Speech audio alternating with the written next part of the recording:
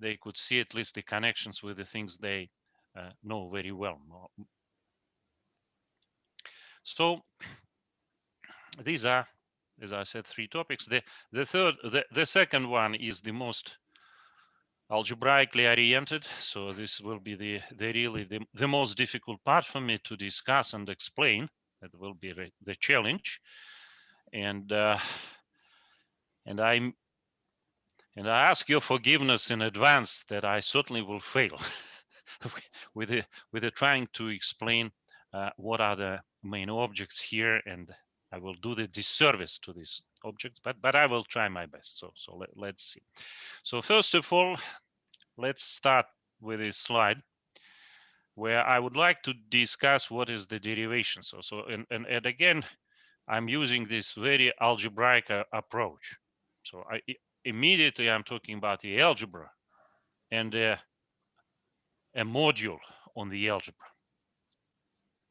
So again, immediately what you can think about that the best example here. So one of the algebra A, you should think, say, L infinity 0, 1. And the algebra and a module will be the algebra of all Lebesgue measurable functions. So what do we call the derivations? Derivation is basically the linear mapping from algebra into the module, such that it satisfies this algebraic connection called the Leibniz rule. So the derivative of the product satisfies this condition. Of course, as soon as your algebra and your module are commutative, then the way how it is written here becomes, you can exchange y and delta x the places. X and delta y would be commuting, right? However, if you are in the non-commutative situation, then you could not exchange these positions of y and delta x, and this is explained why it is written like that. The classical example from which all this theory started about 100 to 150 years ago is, of course, our classical differential operator, which is the mainstay of all analysis. So we look at this d by dt, which acts, say, with the natural domain of all continuously differentiable functions, C1, and which takes values, well, say, in C0, 1. Right, and that's simply our fundamental prototype of any derivations from which we started. So all of these definitions of these derivations are, of course, taken from this classical example. And in fact, I will be discussing this example again and again during this talk. So immediately I will introduce the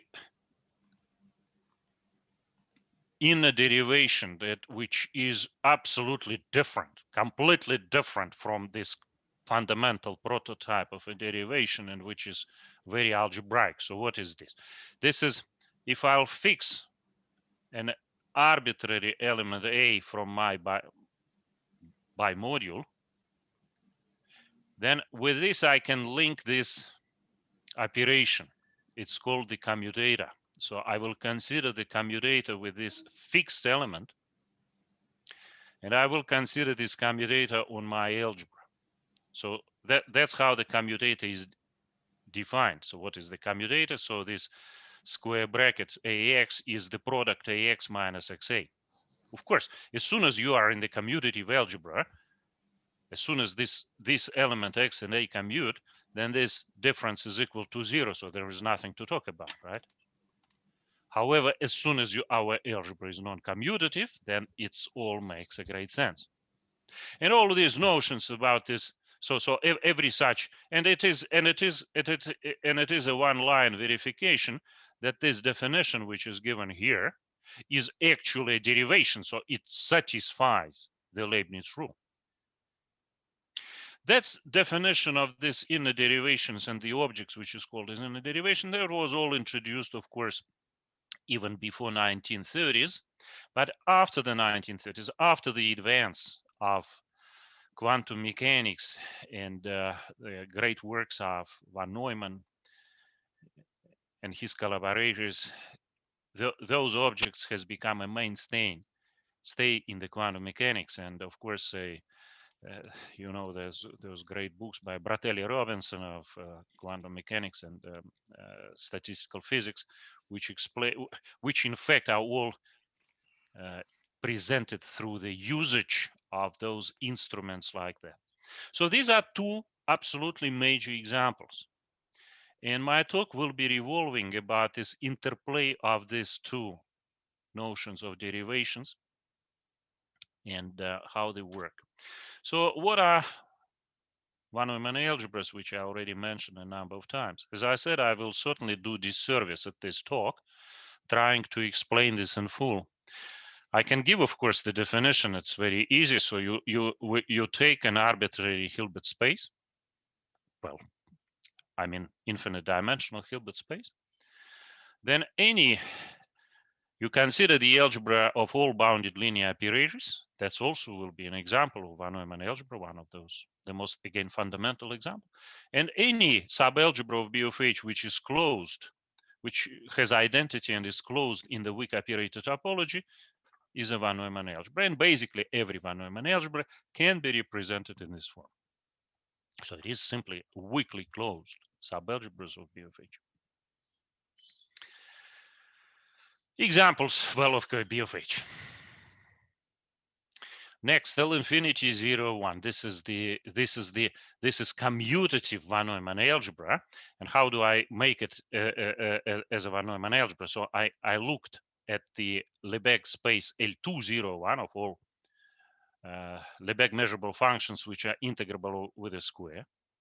And then I represent L infinity 0, 1 on L201 as the multipliers. So every function f acts on element g. It's simply multiplication fg. So of course, if you take L2 function and multiply by L infinity function, you again have L2 function. So in this way, you can see that every element from L infinity 0, 1 becomes actually an element from the algebra B of H. H is here is L201. And it is, of course, a small theorem, but nevertheless a theorem that L infinity 0, 1 represented in this format is in fact weakly closed in the weak operator topology. Well, another example, which say was introduced in mathematics maybe 150 years, so it's certainly very long ago. This, of course, the algebra of n-by-n matrices. This is a finite dimensional version of B of H. A lot of other algebras of great importance in mathematical physics and in mathematics lies between these three. And as I said, any attempts of mine on the span of this talk to introduce these objects will do the disservice. So in a majority of, whenever I will be talking about the algebras, this will be mostly hand waving, for which I apologize in advance. So this slide, you can safely skip. So what I'm now attempting to do?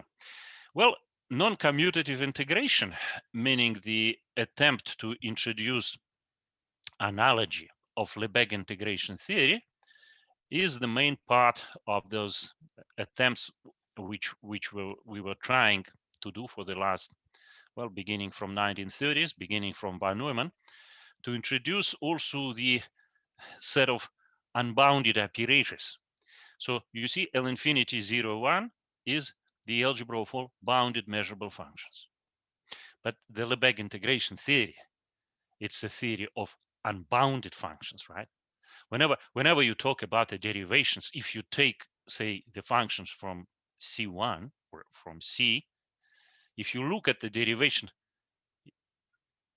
you are not going to always to end up with the bounded function again. It's as a rule, it is unbounded. In all interesting examples, when you apply the derivation, then you end up with the unbounded function. So we need the theory of unbounded operators affiliated with our von Neumann algebras, and this is the attempt to explain. Very poor attempt. I will not, stay on that. But this is it's a huge part of non-commutative integration theory, which associated with a very big part, a huge number of von Neumann algebras, also the so-called measurable operators. In the case whenever m is L infinity 0, 1, this measurable operators is simply S01, which is all Lebesgue measurable functions on 0, 1. And that's another examples, commutative examples, is M is L infinity, meaning the algebra of all bounded sequences. Then in this case, the algebra of all unbounded functions on L infinity or unbounded operators is still only bounded. So nothing new appears here. In the case L infinity 0, 1, of course, a lot of new things appeared. And if M is B of H, then again, the algebra of all measurable operators affiliated with B of H is still the same B of H. So in all these three examples, sort of here, you see something really interesting and new appears. But in these two examples, nothing. However, whenever M is so-called finite von Neumann algebra, in any case, for the sake of this analogy, it is, say, an algebra which admit a finite trace, which is analogy of the finite measure, like Lebesgue measure on 0, 1, then in this case, the algebras S of M appear. And actually, if you read carefully the works of von Neumann from 1930s, that's precisely when he thought that exactly those algebras will encapsulate the most interesting phenomena of the quantum physics at the time. So this is as a quite non-trivial object, which is referred as a Murrey-von Neumann algebra, associated with this finite von Neumann algebra M. And as I said, from the beginning of my work in this area, so somehow I was always somehow very much interested with this very natural and very simple analogy. So as long as we look at the derivations on 0, 1, then we simply bound to end up with the unbounded measurable functions, and exactly the same thing happens whenever we look at the non-commutative stuff. So we whenever we look at the derivations on the infinite von Neumann algebras or finite von Neumann algebras, we must speak about the unbounded operators and affiliated with this algebra about this object S of M. Oops, sorry, I'm here.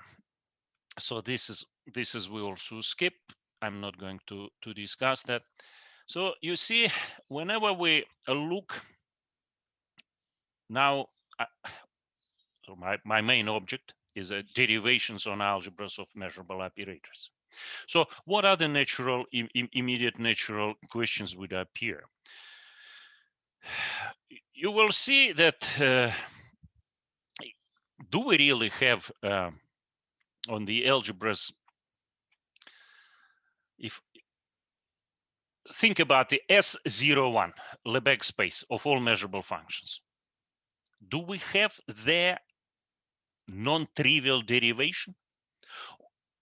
You can say, yeah, we do have a derivations on C1, right? So on C1, our fundamental prototype d by dt.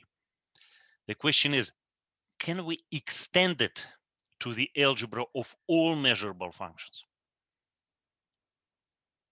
So on the subalgebra, we do have a fundamental derivative. Can it be extended, or only zeros? Is there some property of continuity for those extensions if they exist? Or is it true that whenever we speak about those derivations on those non-commutative algebra, then they must be inner? You remember my definition of inner derivation as a commutator. So how, you see, what is the interplay between the classical notion of derivations and this non-commutativity which appears here? So these are fundamental questions which are which somehow was posed, in fact, by one of my teachers in Uzbekistan, Shavkat Ayupov, in 2000, but also a great man of the operator theory, late Richard Cadison. And this somehow was quite interesting that people absolutely independently thought how the theory should be developing here. So these are the major questions. My first main result, which I'm not going to even to deliver and try to explain, actually completely answers these three questions, if and only if. It will be very difficult for me to state this. Well, okay, I stated it here on this slide, and it explains. So this theorem combines the efforts of many people. You know, about a dozen of articles, maybe more. And what actually it says, that here it is sort of classification of von Neumann algebra. So any von Neumann algebras could be either type 1 or type 2 or type 3 or type 1 thin. What is this type 1 thin? 1 thin, basically, it is the direct sum of tensor product of L infinity 0, 1 with a finite matrices. So you look, say suppose you fix some n, consider the algebra of matrices n by n, then you look at the functions, measurable functions on 0, 1 with the values of these matrices. This is naturally an algebra. And then you take an infinite sum of such objects. This is the algebra of 1 thin. Everything else here, so 1 infinity, this is the situation when you allow here the algebra to become the matrices become infinite, like B of H. So if you will consider, say, the prototypical example of the algebra 1 infinities will be the algebra of all measurable functions, which takes defined on 0, 1 with the values in B of H. Again, immediately this is an algebra. Type 2 and type 3, I will not even try to discuss here. The type 2 is especially interesting. As I said, this it's clear from the von Neumann papers that he thought that the most interest will be lying actually here in the mathematical physics with these algebras of type 2. These algebras, they do possess a very interesting, this Murrey-von Neumann algebras of measurable operators. And basically what this theorem says, that if I take an arbitrary von Neumann algebra and I look at the set of all unbounded measurable operators on this algebra, and I ask the question where I do have a non-trivial derivatives which are non-inner, the answer is only here, only here. In particular, one of the results where I was proud to be a co-author, Berchil and Sukochev 2006, in fact, proved that a very special case of this theorem for 0, 1. So here in this theorem in 2006, we do prove that a classical fundamental prototype d by dt allows extension to the algebra of all measurable functions on 0, 1. That was the beginning of this classification. So eventually, we extended this result to this 1 thin, and then eventually it was shown that any other type of von Neumann algebras will not have non-trivial, meaning non-inner derivations. Here, every derivation on this algebra will be inner. So given by this commutator formula. So only here we will have some non-trivial derivations of that type. So this was the, as I said, this is the first major result. The second part of the talk will be very difficult to me to deliver, but I will try. I will be speaking here about the hyperfinite factors. What are those hyperfinite factors? It will be hyperfinite factor type 2-1. Well, imagine the following situation, that how you could view the algebra L infinity 0, 1 in a very algebraic way. You can do it like this. You can take the algebra L infinity 2, which consists of only 2 points, each one with a measure 1/2, and then you take infinite product of this 2-point algebra. So it's a bona fide algebra, 2 points, each point measured 1/2. Then you take the infinite tensor product of these von Neumann algebras, and it is a basic result in functional analysis that such an algebra is in fact isomorphic to the algebra L infinity 0, 1 with a Lebesgue measure. It's a really very, very deep fundamental result. And already talking about this result would have made the whole talk, actually, especially we will be speaking about those Kato's measures and so on. But now, so instead of looking at this 2 by 2, at this at the measure space having 2 points, let's consider the 2 by 2 matrices, and let's consider the infinite tensor product of those 2 by 2 matrices equipped with a standard trace. The resulting object is this hyperfinite factor 2-1, and that's, you know, what Murrey and von Neumann in the 1930s and 1940s, they were somehow building the theory of von Neumann algebra. So this was the most non-trivial example of those von Neumann algebras, which is very different from V of H. So it's a finite von Neumann algebra equipped with a finite trace. And in this algebra, we naturally have a maximal abelian subalgebra L infinity 0, 1. In this algebra, we are going to construct a subalgebra such that all continuous functions will be sitting in this subalgebra. It will be dense in the measure topology, and it will contain a derivation on this algebra. I will call it this algebra a little bit later, the algebra of all approximately differentiable operators, at which the classical derivation, this fundamental prototype d by dt, in fact coincide with that. So it is our attempt to extend the classical derivation from the L infinity 0, 1 and from this algebra of approximately differentiable functions. I will define it in a minute. What does it mean, approximately differentiable functions, to this von Neumann algebra. And well, you see here the last statement, that this extension will not be spatial. So it will not be inner.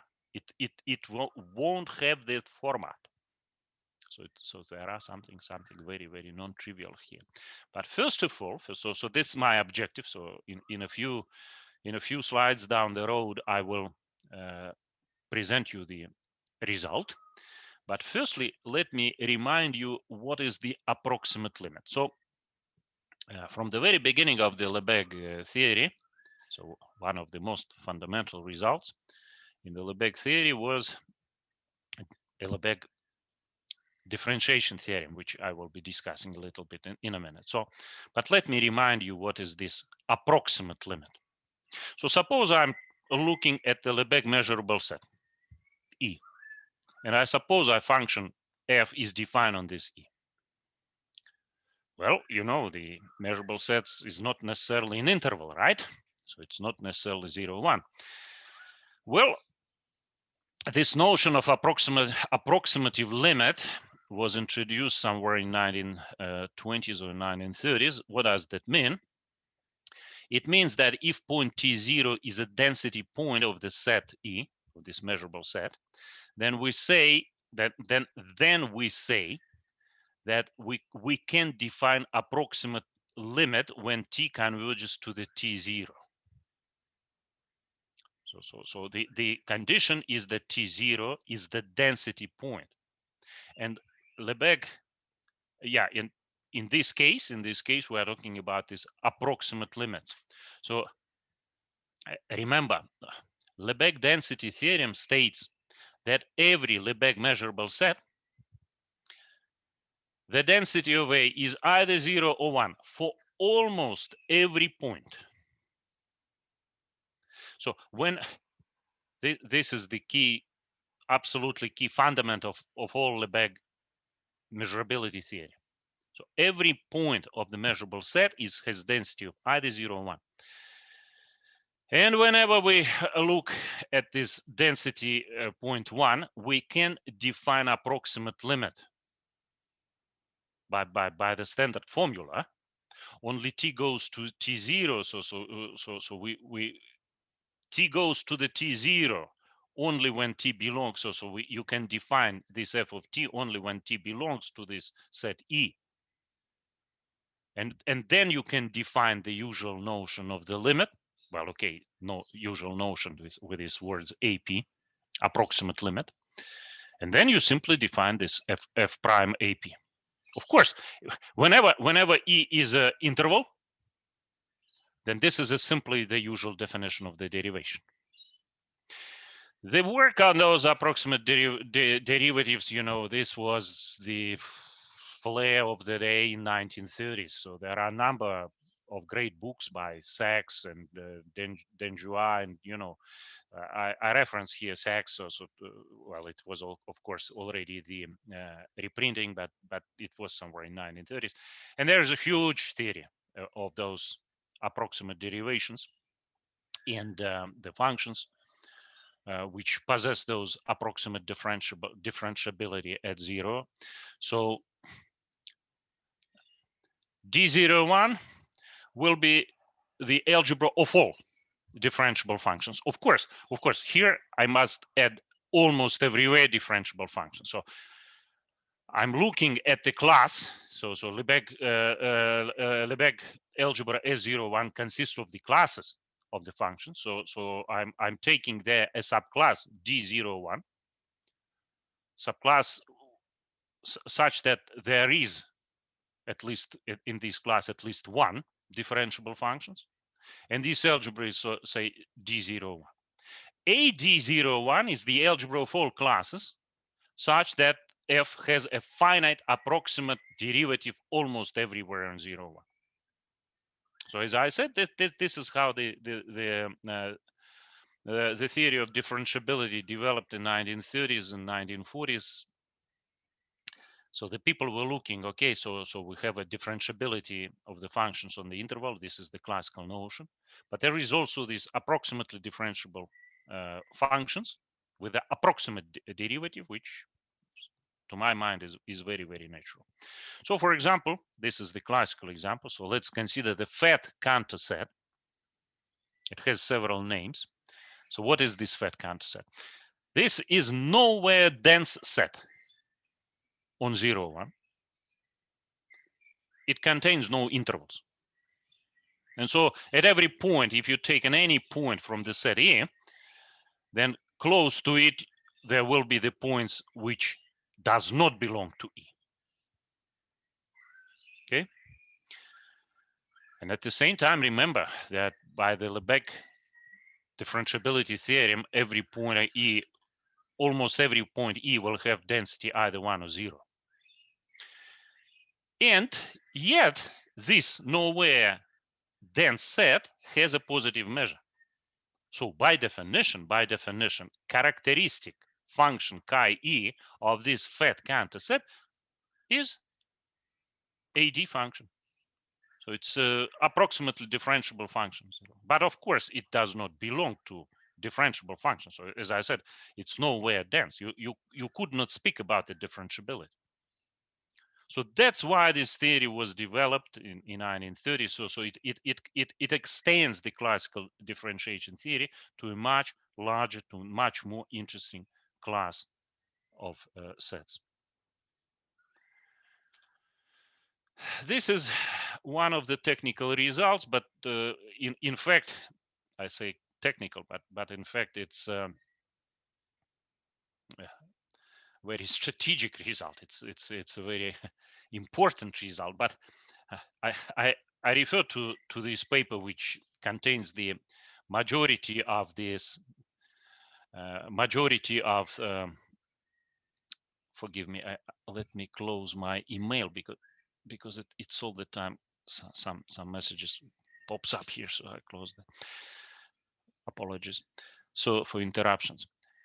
But I mean, I couldn't find the reference in the classical books to this result, but nevertheless, I'm sure for the experts in the area it will be very well known. So I'm not going to claim that this is indeed the credits go to us, although we couldn't find the reference, so we've proven that. This lemma delivers complete if and only if description of this set of almost differentiable functions. So what is this? An arbitrary function x is almost differentiable if and only if we can split 0, 1 into the union of measurable sets an, pairwise disjoint, and a set of functions xn from C1, 0, 1, such that x is given by this infinite sum. So infinite summation, you understand that this, because these ans are all pairwise disjoint, so this is the, at every point t from 0, 1, only one non-zero term here exists. So this is the description of all almost approximately differentiable functions here. So this is mix C101 with this one. So this how all these functions look like, and this is a much deeper result, quite an unexpected result. So you remember my ultimate objective is S01, all Lebesgue measurable functions, and I'm interested in the derivations on this object S01. So we have the algebra of all differentiable functions, which sits inside of this one. And we have also the algebra AD01, which is strictly larger. I demonstrated that strictly larger by referring to this fat counter set. And that theorem gives a very, very algebraic description of this algebra. It's actually the largest star subalgebra of S01, which admits a unique extension of this classical derivation. So we do have algebra of all differentiable functions. So whenever you apply derivative to an arbitrary differentiable functions, you end up in this algebra S01 of all Lebesgue measurable functions. And you could ask, where else it can be extended? As I said, this result 2006 Bear Sukochev Chilean actually says you can extend it to S01. And then you can ask, but is this extension unique? The answer, no, it's highly non-unique. In fact, there is a lot of those extensions. But then you can ask the question, what is the largest algebra such that the extension is unique? And the answer is the algebra of almost differentiable functions. That's the formula, obvious formula, how this extension of this derivation should look like. So it's simply given by this formula. And that's the second, well, it's not yet the second main result, but it is in the run-up to those main results. So this I think this result is quite will be understandable for almost by everyone. So this is quite classical result. It's quite classical result. Now, as I said, I was trying to explain my favorite object R, hyperfinite to one factor. And the main result, which second main result of this talk, that we introduced the algebra of almost approximately with the differentiable operators R, such that it completely imitates the algebra of approximately differentiable functions. And we showed that it admits a derivative such that if I will restrict delta on the commutative part of those algebra of approximatively differentiable operators, then it simply coincides with a classical approximately differentiable derivative. So this is the second main result. And this algebra approximately differentiable operators is a proper subalgebra in the algebra of all measurable operators affiliated with this hyperfinite to one factor. It is dense in some measure topology, whatever, and has all those interesting properties. That will be the, as I said, the second main result of this talk. And it's, as I said, this reference is this paper, which was published a few months ago. I have 10 minutes, and I will now move to the third part about the translation invariant derivations, which I think somehow is mostly connected with the topic of this conference. So, of course, we all know the fundamental fact that our classical derivation delta commutes with all the translations. Clear thing, right? D by dt commutes with any translation. So instead of 0, 1, you can think about the group T, so the unit circle. So think about this. So translation on the unit circle. But if I'm on 0, 1, I would prefer to speak about, say, translations by the dyadic rationals. Actually, I could have speak about any translation, but let's, for sake of simplicity, talk only about this. So this is the fractional part of this number. So this is the translation, and I'm now interested in the derivations, which will be commuting with any translation. Again, my main object of interest is to think about these derivations on algebra of all measurable functions. So we know that we have an algebra D01 of all differentiable elements. We have an algebra of AD of approximately differentiable functions. All of them are certainly commute with those translations. Now the question is, do we have any derivations on S01 which commutes with those translations? And this was the main question which we discussed. Let me, before I will introduce you to the third main result, let me treat to the couple of the fundamental examples from this area. So the first one is, as you know, which I already stated, that a classical differential operator commutes with all the translations. That's the simply inherent in its definition.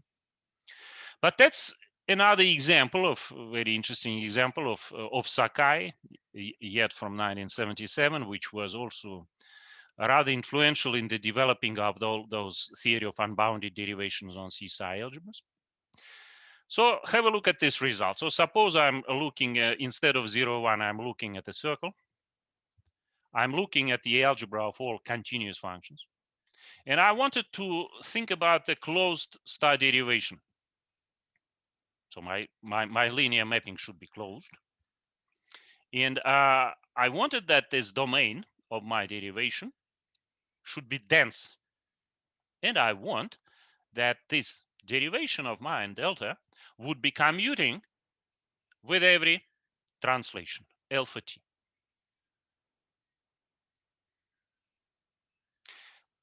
This is a beautiful answer by Sakai, that in this case, the domain of delta must be either C1, the algebra of all continuously differentiable function, and derivation itself must be the classical derivation multiplied by a constant, or it is trivial. So once again, if I wanted to look at the closed star derivations with a closed domain in the algebra of all continuous functions which commute, then I will end up with a C1. So what will be the answer when I move from this algebra of C of t to the algebra S of t, to the algebra of all measurable functions on t? What will be the answer there? This is my third main result and the last main result of this talk. So as I said, Chilin Sukochev delivered the result which says that classical derivation from D01 admits an extension to the algebra S01 of all measurable functions on 01. Well, there are actually plenty of those extensions. However, none of these extensions will be commuting with the shifts, with the dyadic shifts, or moreover with any shifts, if I wanted to speak about it, commuting with any shift. What does it say? What does it say? Well, corollary says that the classical differential operator delta has no translation invariant extensions to S01. In other words, all of those extensions which we obtain on this S01 are very, very different animals somehow. They all grew up from the classical differential operator delta, but none of them will be commuting with the shifts.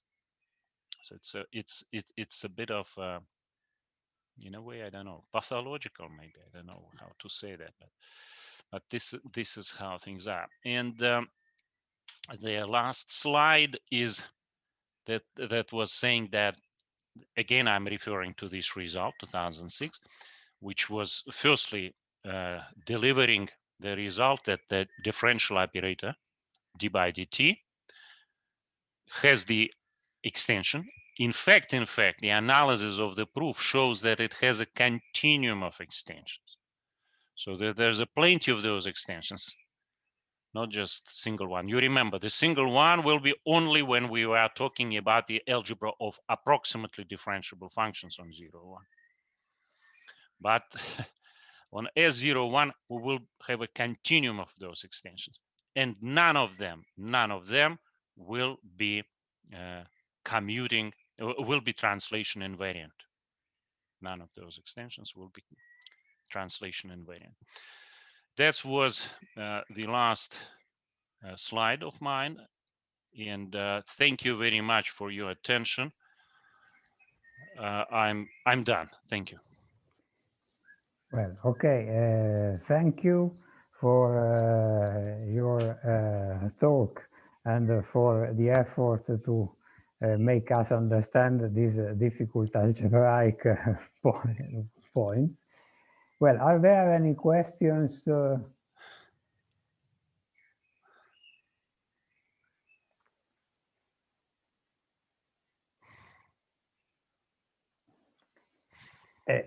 Well, I have a naive question. Perhaps it is not really related to the talk, because your derivations were quite pathological. But well, if you have a derivation, well, this typically or I, the derivation generates a group or a semi-group. Sure. Then, well, is there some result relating commutation of the derivation with the translation and commutation of the generated semi-group with the translation? As soon as we're dealing with the inner derivations which were given by this formula, let me remind you here like this. As soon as we're dealing with this one, then as soon as we also will be, so you see this is all defined by this element A. So think that this element A is self-adjoint. think that this element has a nice spectral measure, nice functional calculus. And with this functional calculus, you can introduce, for example, the well, with every self-adjoint operator, you can raise the unitary group, yes, e to the ita. With this group, as soon as you're dealing with this group, this guy will be very well behaved with respect to this group. That's another thing which makes life is much more interesting here. So as soon as we're dealing with this inner derivation, this is why they're important, so important. Then there is a group which somehow encapsulates the properties of those, like in the commutative case. So whenever you think about this IDDT, the group of translations is directly linked to this differentiation operator. It's a spectral measure for this differentiation operator in a way, right? mm-hmm. Exactly the same thing, of course, will happen here. Exactly the same thing will be also working here. So as soon as my A is self-adjoint, I will do have a very nice group which will be acting by the translation, sort of translation, with on the algebra A. So this is part of those, of course. I mentioned those books by Bratelli Robinson, so quantum, what is it? Operator algebras and quantum statistical physics. That's 2 volumes, I think, where basically both volumes are filled by those interplay between those connections between this group generated by this self-adjoint operators and behavior of those inner derivatives generated by these operators. So it's your question is not naive at all.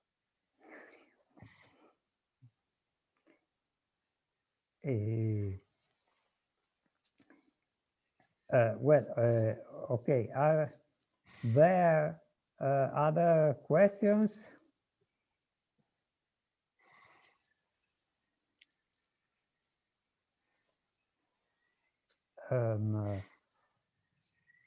Well, if not,